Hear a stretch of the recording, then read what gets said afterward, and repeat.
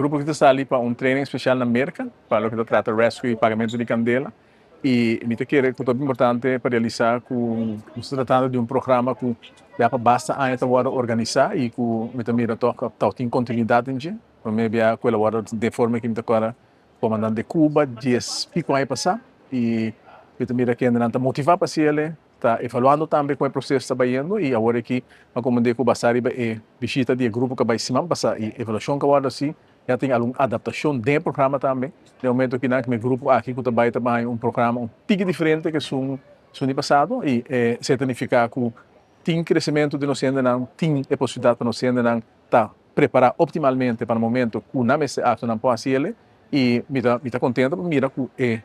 grado de motivação que ainda não para vai a esse tipo de coisa aqui. Conversando com o treino que na rata, ando visto você Kiko, nós temos uma boa conversação toch mais amplo de organização mesmo, mas não tem sinto que tem coisa que mexicana diferente, mexicana melhor, pero toch é motivação tem. Isso é coisa que é importante. Mas mira, na mais departamento of de hopi aia, caminho que toch trador para trabalho de circunstâncias difícil, essa condição difícil, pero toch para mira com a logra de queda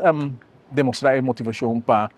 trabalhar com a e para garantir a segurança do país. Me quer dizer uma palavra de agradecimento, mas se vai na lang e uma palavra de êxito.